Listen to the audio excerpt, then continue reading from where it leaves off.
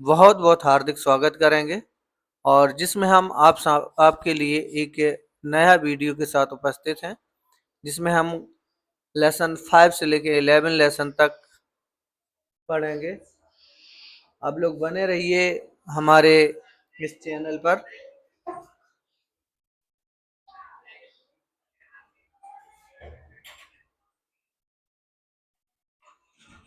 जिसमें हम लोग लेसन 5 से 11 लेसन तक पढ़ेंगे और पूरा वीडियो देखिए, स्किप ना करें। और जिसमें बहुत इम्पोर्टेंट जो पॉइंट होंगे उनको हम लोग देखते हुए चलेंगे और समझते हुए तथा पढ़ करके चलेंगे। तो स्टार्ट करते हैं अपने वीडियो को एक साथ। सबसे पहले देखेंगे लेसन नंबर 5 में बिहार कृषि एवं वन संसाधन।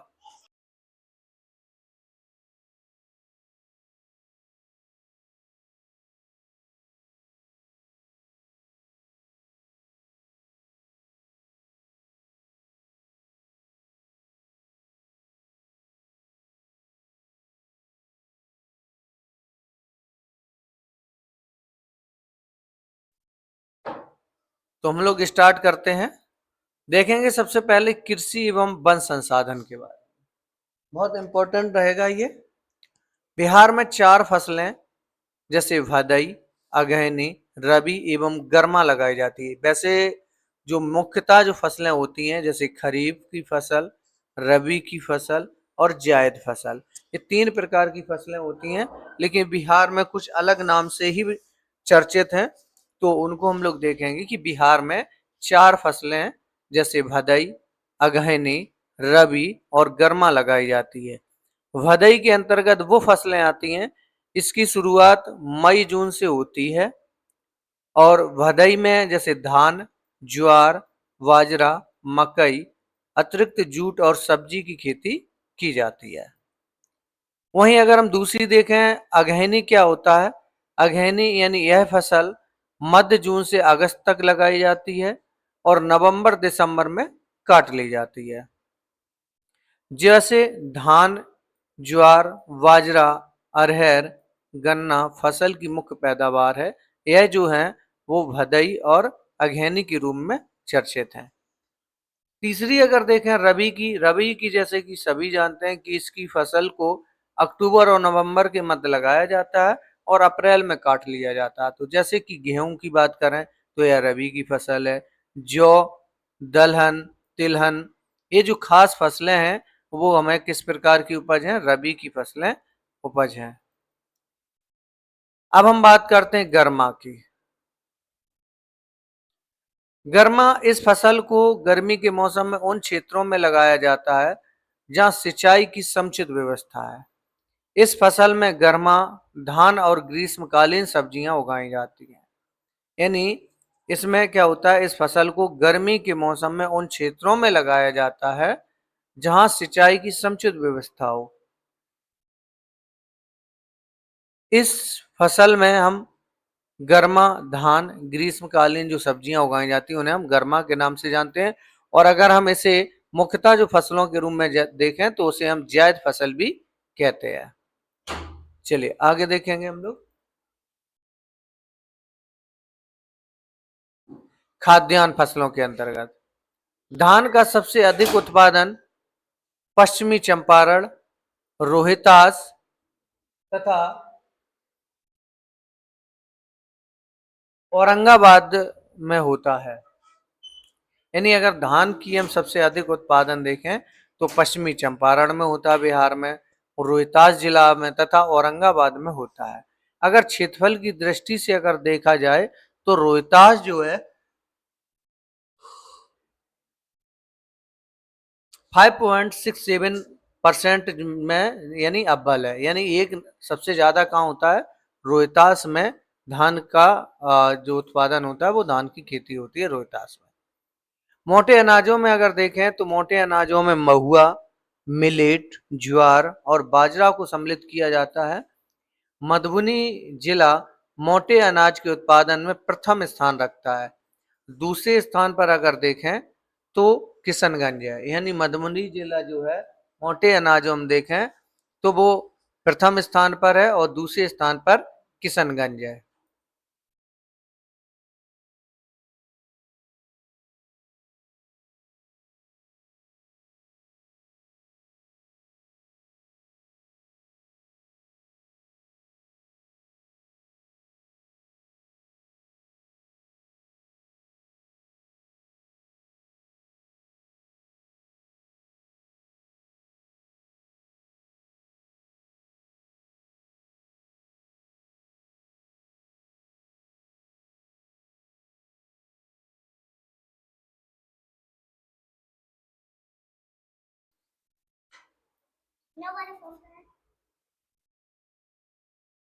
आगे देखते हैं जो तेलहन है, यानी अगर हम तेलहन की बात करें तो तेलहन उत्पादन में सबसे आगे पश्चिमी चंपारण है।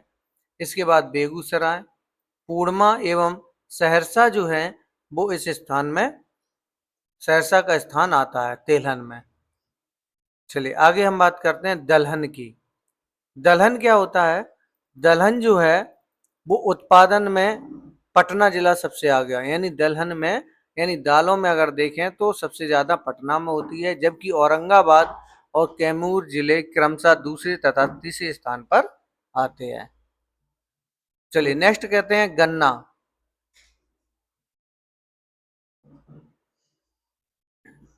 गन्ने के अगर उत्पादन में देखें तो बिहार में पश्चिमी चंपारण पहले स्थान पर, और जबकि दूसरे और तीसरे स्थान पर क्रमशः गोपालगंज और पूर्वी चंपारण जिले हैं।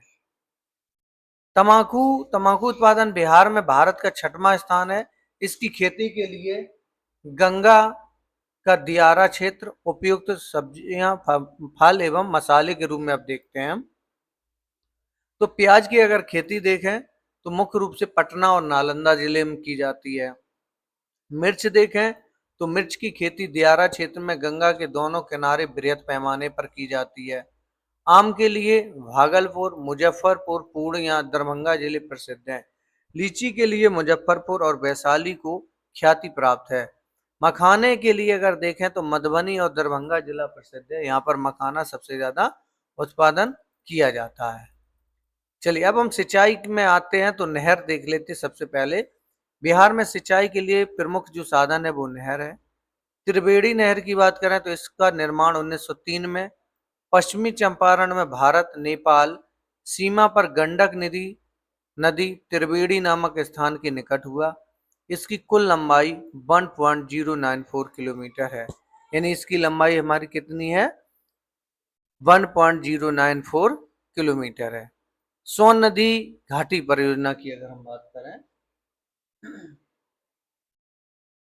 तो सोन नदी घाटी परियोजना, यानी यह परियोजना बिहार की सबसे पुरानी और पहली नदी घाटी परियोजना है। यानी यह परियोजना जो है बिहार की सबसे पुरानी और पहली नदी घाटी परियोजना है। विकास अंग्रेज सरकार ने 1874 में सिंचाई के लिए किया था, यानी विकास जो है वो अंग्रेज सरकार ने 1874 में सिंचाई के लिए किया था। चलिए अब हम बात करते हैं गंडक नदी परियोजना की। उत्तर प्रदेश और बिहार की एक संयुक्त परियोजना जो कि भारत और नेपाल के सहयोग से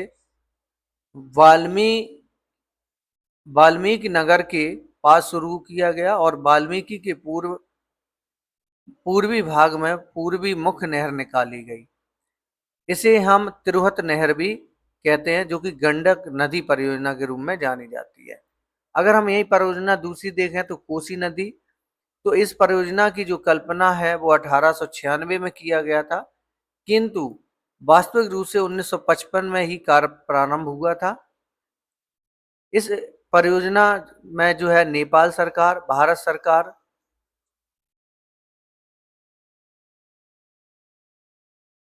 सरकार तथा बिहार राज्य के सामूहिक प्रयास का फल है।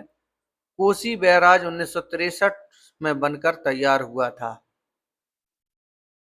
दुर्गावती जलाशय परियोजना, यानी इस परियोजना का मुख्य उद्देश्य कैमूर एवं रोहतास जिले के सूखाग्रस्त क्षेत्रों को सिंचित करना एवं बाढ़ नियंत्रण है। यानी इस परियोजना का मुख्य उद्देश्य क्या था दुर्गावती जलाशय परियोजना का? कि कैमूर एवं रोहतास जिले जो सूखाग्रस्त क्षेत्रों को सिंचित करना या उनका बाढ़ नियंत्रण जो है वो इस प्रकार से है, दुर्गा जलाशय परियोजना। अब हम बात करते हैं ऊपरी क्यूल जलाशय परियोजना।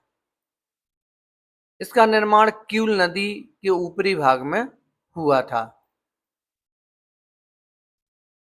अब हम देख लेते हैं बागमती परियोजना। बागमती परियोजना क्या होती है? इस परियोजना द्वारा बरनार नदी पर पक्का बांध बनाकर जमुई जिला के सूखा प्रभावित क्षेत्रों में सिंचाई का काम हो सकेगा।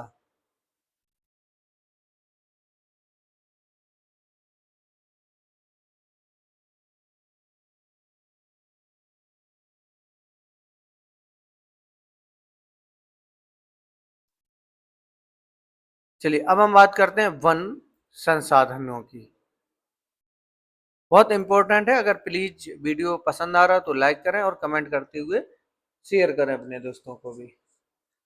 वन संसाधन में देखेंगे तो आर्द्र पतझड़ एवं वन एवं शुष्क पतझड़ को वन के 125 सेंटीमीटर वर्षा रेखा में विभाजित करता है। बिहार में कुल भौगोलिक क्षेत्रफल का मात्र 6.87% भाग ही वन आच्छादित है। यानी वन देखें अगर बिहार के कुल क्षेत्रफल का, तो वो केवल 6.87% भाग ही वन आच्छादित है।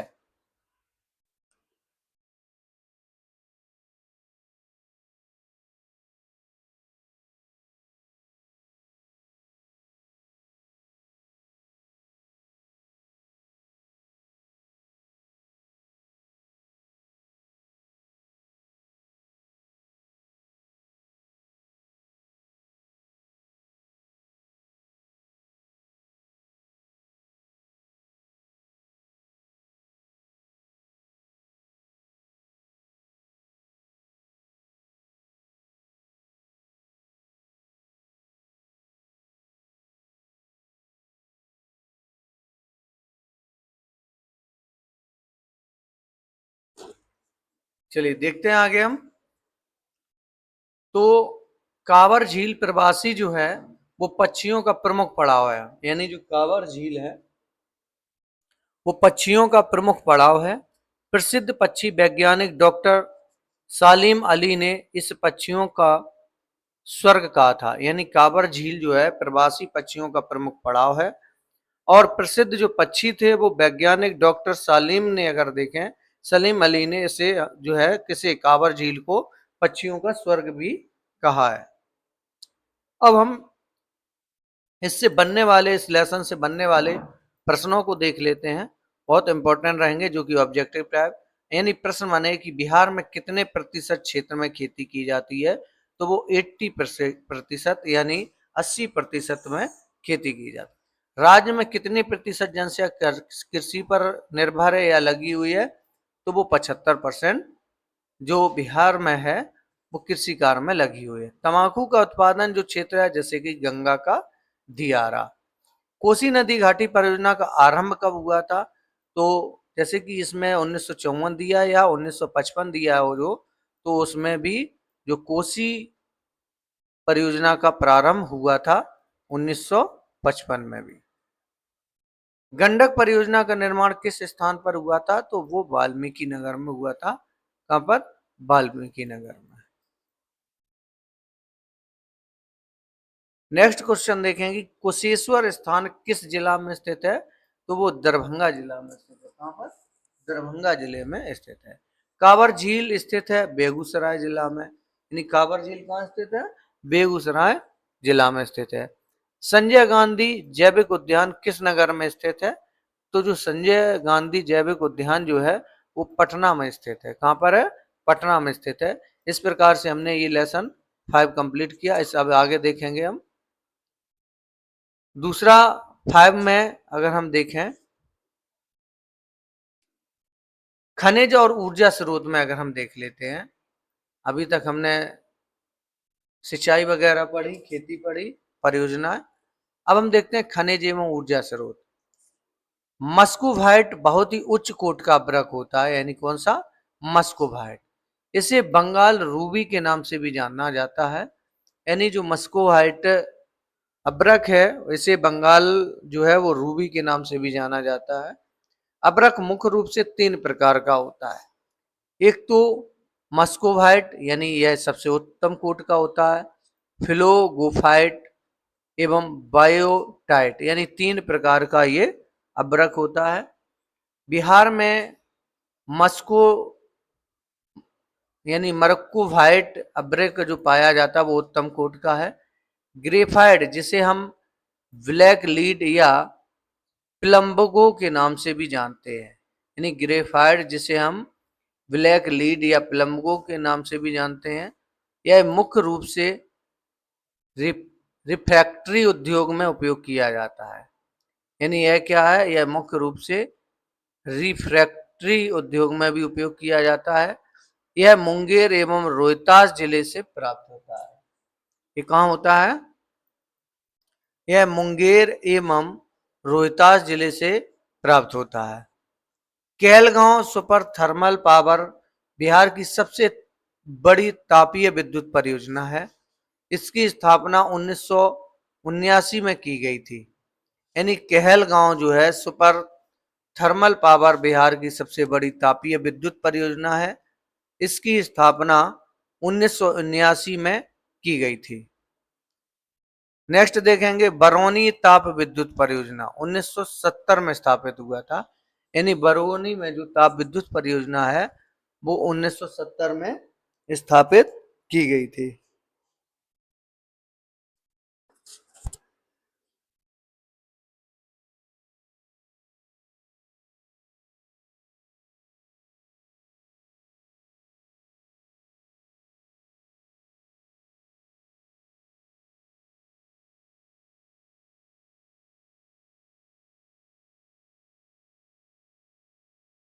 चलिए आगे हम देखेंगे इससे बनने वाले प्रश्नों को।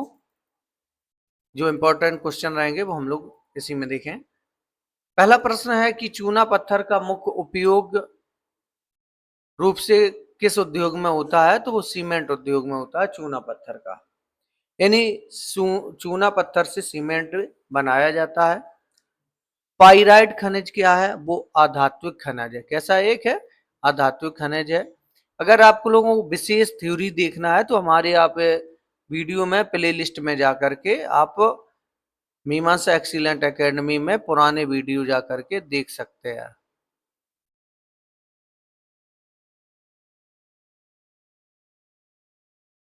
कहलगांव तापीय विद्युत परियोजना किस जिले में स्थित है? वो भागलपुर में है। कांटी तापीय विद्युत परियोजना किस जिला में स्थापित हुई है? वो मुजफ्फरपुर में स्थापित हुई है। ये वीडियो को जो थ्योरी रूप में अगर आप देखना चाहें तो आप हमारे चैनल की प्लेलिस्ट में जाकर के देख सकते हैं। बिल्कुल ही थ्योरी बहुत डीपली उसमें बताया गया है। वो भी बिल्कुल फ्री में। ये बिहार लिखा हुआ है, थोड़ा सा मिसप्रिंट है यहाँ पर, बिहार। बिहार का हम उद्योग एवं परिवहन के क्षेत्र में देख लेते हैं तो भारत की पहली चीनी मिल जो है वो डच कंपनी द्वारा 1840 में मोबितिया में स्थापित किया गया था। कहां पर? मोबितिया में स्थापित किया था भारत की पहली चीनी मिल, जो कि डच कंपनी ने 1840 में स्थापित की थी। बिहार से 10 टना यानी बिहार से 10 टन गन्ना से 1 टन चीनी प्राप्त होता है। यानी बिहार में अगर देखें तो जब 10 टन गन्ना जाकर के 1 टन चीनी प्राप्त होता है। सीमेंट उद्योग के लिए सबसे प्रमुख जो है वो कच्चा माल चूना पत्थर। बिहार में संपूर्ण देश का लगभग 5% चूना पत्थर प्राप्त होता है। आगे देखेंगे हम, बिहार में उर्वरक का सबसे महत्वपूर्ण कारखाना बरौनी में स्थित है। यानी बिहार में उर्वरक का सबसे जो महत्वपूर्ण कारखाना है वो कहां पर स्थित है? बरौनी में स्थित है। जो हिंदुस्तान फर्टिलाइजर्स उद्योग के नाम से प्रसिद्ध है। यानी जो बरौनी में स्थापित है उसका नाम अगर हिंदुस्तान में देखें तो हिंदुस्तान फर्टिलाइजर उद्योग के नाम से ये उद्योग प्रसिद्ध है। हरनौत में रेलवे कोच फैक्ट्री स्थित है। यानी अगर हम देखें तो रेलवे की कोच फैक्ट्री कहाँ स्थित है? हरनौत में। राजगीर में आयुध कारखाना है। चंडी में जैविक खाद कारखाना तथा दरियापुर में यानी जो छपरा में पाया जाता है वो रेलवे चक्का निर्माण होता है। यानी रेलवे का क्या बनता है? वहां चक्का निर्माण होता है। कहां पर? दरिया यानी छपरा जिला के। जमालपुर में 1875 ईस्वी में एक बड़ा रेलवे वर्कशॉप स्थापित हुआ था। कब? 1875 में। कहां पर? जमालपुर में। यह एशिया का सबसे पहला वर्कशॉप था। यानी प्रश्न बने कि रेलवे का सबसे पहला जो वर्कशॉप था वो कहां स्थित था? वो था बिहार के जमालपुर में स्थित था। बिहार में सबसे प्रमुख राष्ट्रीय उच्च मार्ग संख्या 2 है। यह ग्रांट ट्रंक रोड के नाम से भी प्रसिद्ध था। इसका निर्माण मुगल काल के शेरशाह द्वारा कराया गया था। बिहार राष्ट्रीय उच्च मार्गों की कुल लंबाई 3,734 किलोमीटर है। ग्रांड ट्रंक रोड की बिहार में कुल लंबाई 204 किलोमीटर है। यह सड़क पूर्व में कलकत्ता से होते हुए पश्चिम में दिल्ली और पेशावर तक जाती है। यानी ग्रांड ट्रंक रोड की जो बिहार में कुल लंबाई है वो 204 किलोमीटर है, लेकिन यह सड़क जो है पूर्व में कलकत्ता से होते हुए पश्चिम में दिल्ली की ओर पेशावर तक जाती है। आगे हम देखेंगे बिहार में रेल मार्ग का विकास ब्रिटिश काल में सर्वप्रथम 1860 में हुआ था और इस अवधि में गंगा के किनारे ईस्ट इंडिया कंपनी ने कोलकाता तक पहली रेल लाइन बिछाई और यह रेल मार्ग मुख्यतः सुरक्षा और प्रशासनिक कार्यों के लिए बनाई गई थी। बिहार में गृद्धकूट पर्वत पर बौद्ध स्तूप पर जाने के लिए रज्जू मार्ग का विकास किया गया और यह 1972 में जापान सरकार द्वारा बनाया गया था। चलिए आगे देखेंगे हम इससे बनने वाले प्रश्नों को। बिहार में किस शहर में कोच उद्योग स्थापित है? तो कांच उद्योग जो है वो पटना में स्थापित है। सिगरेट का कारखाना कहाँ है? मुंगेर जिला में है। रेलवे का वर्कशॉप कहाँ स्थित है? जमालपुर में, जो कि एशिया का पहला नंबर 1 है। खाद कारखाना यानी बरौनी में, जो कि हिंदुस्तान फर्टिलाइजर के नाम से प्रसिद्ध है।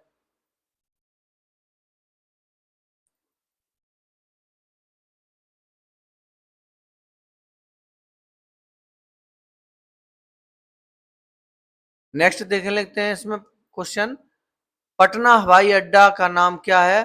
तो वो है जयप्रकाश अंतरराष्ट्रीय हवाई पतन।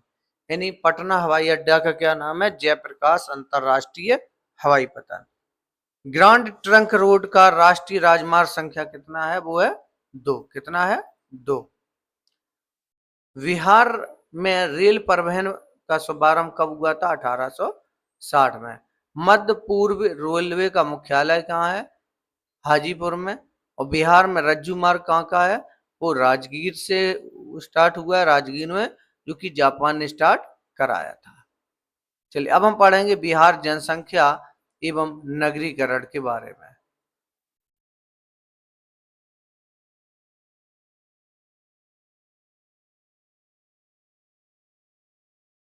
भारत की जनगणना 2011 के अनुसार देखें उसको, भारत की 15वीं जनगणना 2011 में आयोजित की गई थी। सर्वाधिक जनसंख्या घनत्व वाला राज्य बिहार है। यानी सर्वाधिक जनसंख्या घनत्व वाला क्या है? बिहार राज्य है।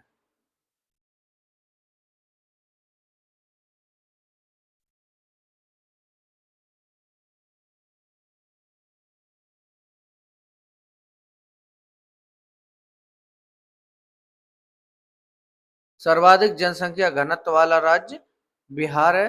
सबसे कम जनसंख्या वाला जो घनत्व वाला अगर राज्य देखें तो भारत के अनुसार अरुणाचल प्रदेश है। सबसे कम जनसंख्या वाला केंद्र शासित प्रदेश में लक्षद्वीप। सर्वाधिक जनसंख्या वाला राज्य उत्तर प्रदेश। सबसे कम जनसंख्या राज्य यानी जनसंख्या में राज्य कौन सा? सिक्किम। सर्वाधिक लिंगानुपात वाला राज्य केरल। सबसे कम लिंगानुपात वाला हरियाणा। सर्वाधिक साक्षरता दर वाला राज्य केरल। सबसे कम साक्षरता दर वाला राज्य हमारा बिहार। चलिए आगे हम देखते हैं इसमें, साक्षरता दर के बारे में देखें तो भारत में साक्षरता दर पुरुषों की देखें तो 82.14 और महिलाओं की 65.4 है। समग्र साक्षरता जो है वो 74% है। राज्य की कुल जनसंख्या घनत्व 1106 प्रति वर्ग किलोमीटर है। सर्वाधिक जनसंख्या घनत्व वाला जो राज्य है वो जिला जो है बिहार का वो शिवहर है। चलिए आगे हम देखेंगे, इंपॉर्टेंट रहेगा। सबसे कम जनसंख्या घनत्व वाला जिला बिहार का कैमूर है, जो कि 488। उसमें जनसंख्या क्रम में भारत में तीसरा स्थान है भारत का। सर्वाधिक जनसंख्या यानी अगर भारत में देखें तो बिहार का तीसरा स्थान है। सर्वाधिक जनसंख्या वाला जिला कौन सा है? पटना है। सबसे कम जनसंख्या वाला जो जिला है वो शेखपुरा है।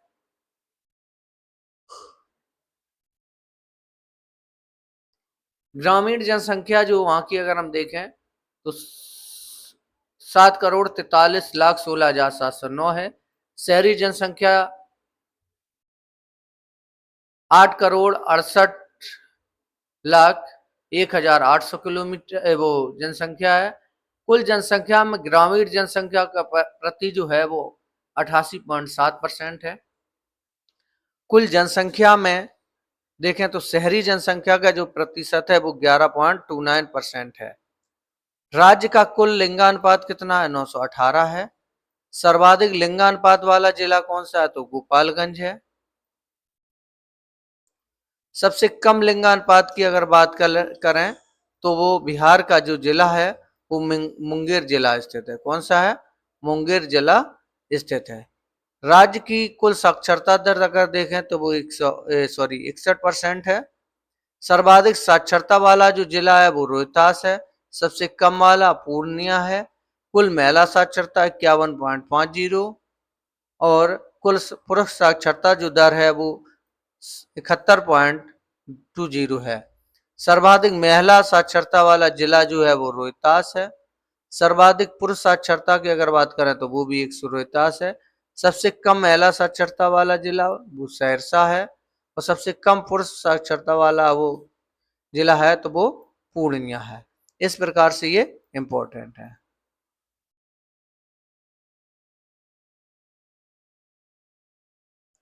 चलिए अब हम बात करेंगे मानचित्र अध्ययन में लेसन नंबर 6। तो बने रहिए वीडियो में। अगर पसंद आ रही हो तो लाइक करते हुए दोस्तों को भी शेयर करें।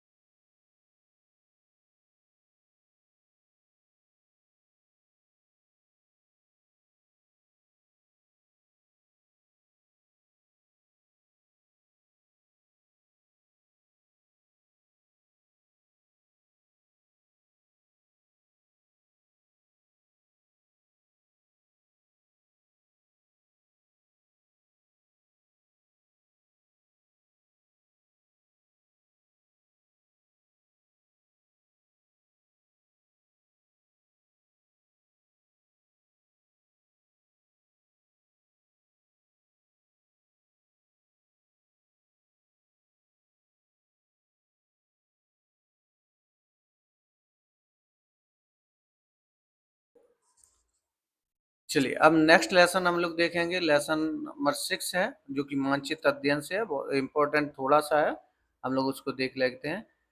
हेस्यूर विधि यानी उच्चावच प्रदर्शन की जो विधियां होती हैं, जैसे किसी को धरातल मापने के लिए, तो हेस्यूर विधि यानी इस विधि का विकास जो है वो ऑस्ट्रेलिया के एक सैन्य अधिकारी द्वारा लहमान ने किया था।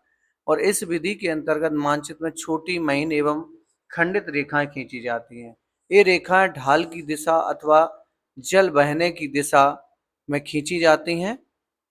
पर्वतीय छायाकरण देखें तो इस विधि के अंतर्गत उत्तर पश्चिम कोने पर ऊपर से प्रकाश पड़ने की कल्पना की जाती है और इस विधि से पर्वतीय देशों के उच्चावच को प्रभावशाली ढंग से दिखाना यह संभव होता है। तल चिन्ह क्या होता है? वास्तविक सर्वेक्षण के द्वारा भवनों, पुलों, खंभों, पत्थरों जैसे स्थायी वस्तुओं पर समुद्र तल से मापी गई ऊंचाई को प्रदर्शित करने वाले जो चिन्ह को हम तल चिन्ह कहा जाता है। वहीं बात करते हैं स्तर रंजन की, तो ऊंचाई में वृद्धि के अनुसार रंगों की आभाएं हल्की होती जाती हैं। इनमें समुद्र या जलीय भाग को नीले रंग से दिखाया जाता है, मैदान को हरा रंग से तथा पर्वतों को बादामी हल्कर कत्थई रंग से दिखाया जाता है, जबकि बर्फीले क्षेत्र को सफेद रंग से दिखाया जाता है। समोच्च रेखाएं की बात करें तो समोच्च रेखाएं वो रेखाएं हैं जिनकी सहायता से उच्चावच प्रदर्शन की विधि सर्वश्रेष्ठ मानी जाती है। और समोच्च रेखाएं भूतल पर समुद्र जल तल से एक समान ऊंचाई वाले बिंदुओं स्थानों को मिलाकर मानचित्र पर खींचे जाने वाली जो काल्पनिक रेखाएं होती हैं। पठार क्या? पठार धरातल पर पाई जाने वाली ऐसी आकृति जिसका आधार और शिखर दोनों चौड़ा एवं विस्तृत होता है। खड़ी वी आकार की घाटी का निर्माण नदी द्वारा होता है। इसको युवावस्था में किया जाता है। अंग्रेजी के बी अक्षर की उल्टी आकृति बनाई जाती है, यानी इस प्रकार से बनती है, सॉरी इस प्रकार से बनाई जाती है, जिसमें समोच्च रेखाओं का मान बाहर से अंदर की ओर क्रमशः घटता जाता है। इससे बनने वाले प्रश्नों को हम लोग देखेंगे। उच्चावच प्रदर्शन के लिए हेस्यूर विधि का विकास किसने किया था? वो लहमान ने किया था, जो कि ऑस्ट्रेलिया के थे, ऑस्ट्रिया के। पर्वतीय छायाकरण में विधि में भू आकृतियों पर किस दिशा पर प्रकाश पड़ने की कल्पना की जाती है? तो वो उत्तर पश्चिम में। तल चिन्ह की सहायता से किसी स्थान विशेष की मापी गई ऊंचाई को हम क्या कहते हैं? स्थानिक ऊंचाई। स्तर रंजन विधि के अंतर्गत मानचित्रों में नीले रंग से किस भाग को दिखाया जाता है? तो उसे जल को दिखाया जाता है। चलिए अब हम देखेंगे नेक्स्ट लेसन, यानी 6 से जो मुख्य पॉइंट थे, मुख्य बिंदु थे, उसको हमने बताया। अब देखेंगे हम लेसन नंबर 7 में प्राकृतिक आपदा का एक परिचय के रूप में देखेंगे कि जब समुद्र की तली पर उत्पन्न भूकंपीय तरंगों के कारण लहरदार होकर तट से टकराता है तो तट की ओर जल कई मीटर की ऊंचाई तक उछाल लेकर तटीय क्षेत्र में तबाही मचाते हैं। इसे ही हम सुनामी कहते हैं। सामान्यतः 50 सेंटीमीटर से कम वर्षा वाले क्षेत्रों में प्रतिवर्ष जो है सुखाड़ की स्थिति उत्पन्न हो जाती है।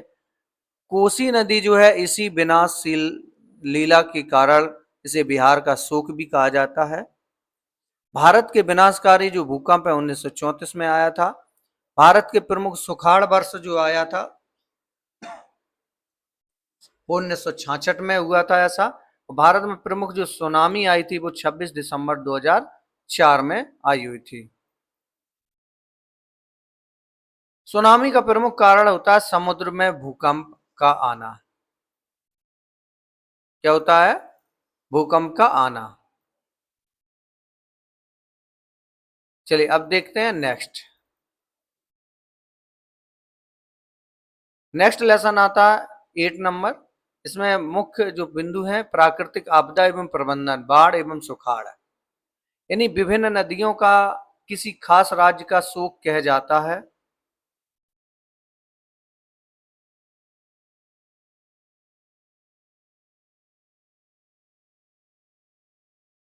यानी विभिन्न नदियों का किसी खास राज्य का शोक कहा जाता है, जैसे बिहार में कोसी नदी का, पश्चिम बंगाल में दामोदर नदी और तीस्ता नदी का, असम में अगर देखें तो ब्रह्मपुत्र का, उड़ीसा में महानदी का, आंध्र प्रदेश में कृष्णा और गुजरात में नर्मदा नदी का देखा जाता है।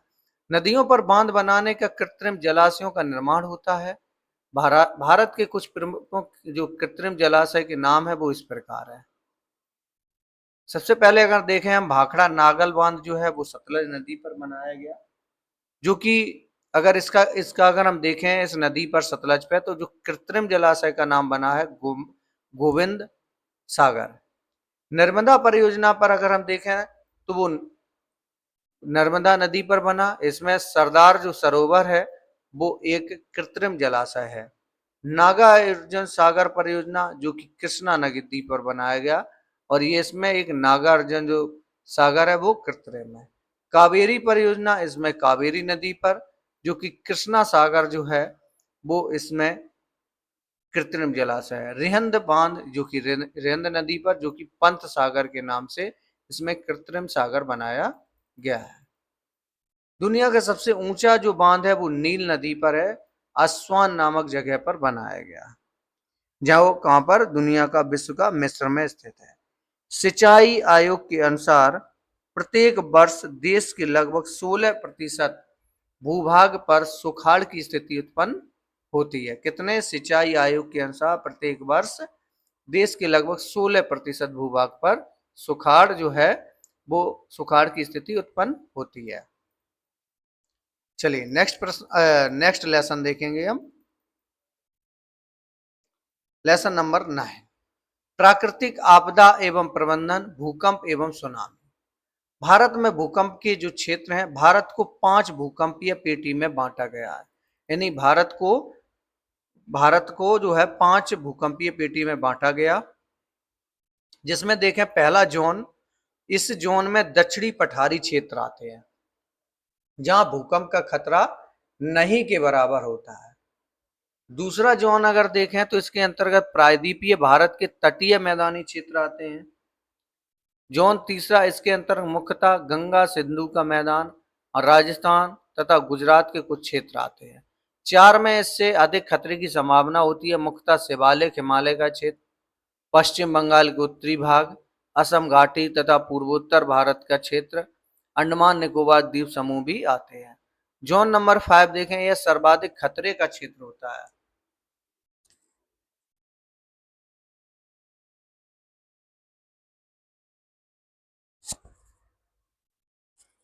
सर्वाधिक खतरे का क्षेत्र होता है।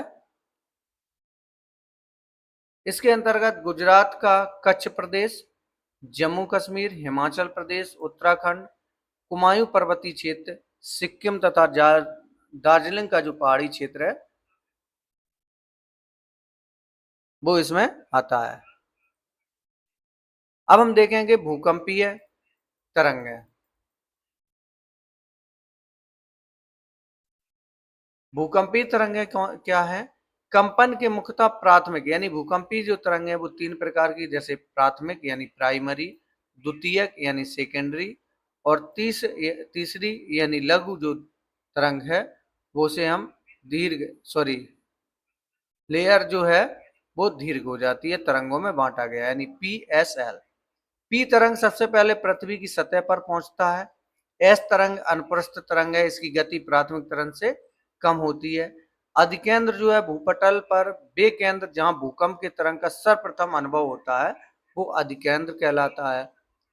भूकंप केंद्र भूपटल के नीचे का वह स्थल जहां भूकंपीय कंपन प्रारंभ होता है उसे हम भूकंप केंद्र के नाम से जानते हैं।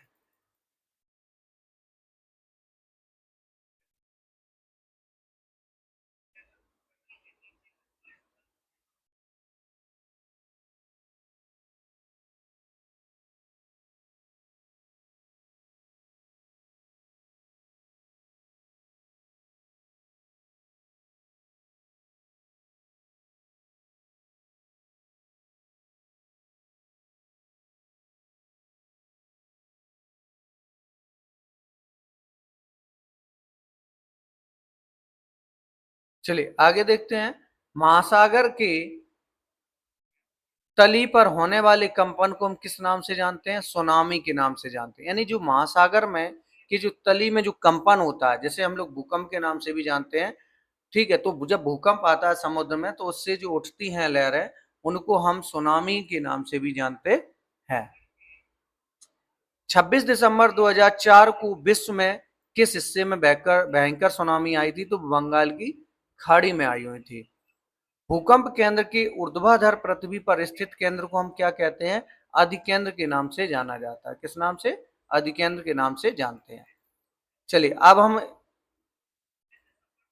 क्लास 10th की जो एससीईआरटी बुक में लेसन नंबर 11 देखेंगे, जो कि इसका लास्ट लेसन रहेगा। और जो अभी तक हमने वीडियो पढ़े हैं या देखे हुए हैं सभी इंपॉर्टेंट थे। और ये इसमें से जो मुख्य हर लेसन के मुख्य मुख्य जो बिंदु थे यानी पॉइंट थे, उनको हमने निष्कर्ष निकाल करके अपडेट किया और आपको आपके सामने प्रस्तुत किए। अगर आप इसको इसकी थ्योरी अगर देखनी है तो आप हमारे यूट्यूब चैनल की प्ले लिस्ट में जाकर के बहुत ही डीपली के रूप में आप लोग देख पाएंगे और पढ़ पाएंगे, अगर बहुत अच्छे से देखना है। भारत में चक्रवात प्रभावित क्षेत्र पूर्वी तटीय भाग, गुजरात का तटीय क्षेत्र एवं अंडमान निकोबार द्वीप समूह स्थित है। यानी भारत में चक्रवात जो प्रभावित क्षेत्र हैं, जैसे पूर्वी तटीय भाग, गुजरात का तटीय क्षेत्र, अंडमान निकोबार द्वीप समूह स्थित है। प्रश्न अगर इसके देखें, जो ऑब्जेक्टिव टाइप क्वेश्चन इससे बनने वाले हैं उनको देखेंगे। निम्नलिखित में से कौन प्राकृतिक आपदा है? तो वो कौन सी है? भूकंप जो है एक प्राकृतिक आपदा है। सुनामी भी एक प्राकृतिक आपदा है। भूकंप संभावित क्षेत्रों में भवनों की आकृति कैसी होनी चाहिए? एक आयताकार के रूप में होनी चाहिए। इस प्रकार से आज हमने क्लास 10th की बुक को जो इसके महत्वपूर्ण बिंदु थे कंप्लीट किया।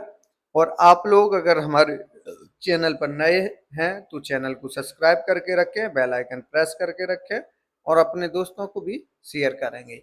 अब हम आपको नेक्स्ट वीडियो में मिलेंगे, तब तक के लिए आपको बहुत बहुत धन्यवाद। और आपको पुनः हम स्वागत करेंगे और देखेंगे नेक्स्ट वीडियो में आपसे फिर नेक्स्ट डे में मुलाकात होगी। तब तक के लिए आपको फिर से हम वेलकम करेंगे। और आज के लिए जो आपने हमारी पूरी वीडियो देखी उसके लिए बहुत बहुत धन्यवाद तथा थैंक्स। चैनल पर नए हैं तो प्लीज़ सब्सक्राइब करें और बेल आइकन जरूर प्रेस करें।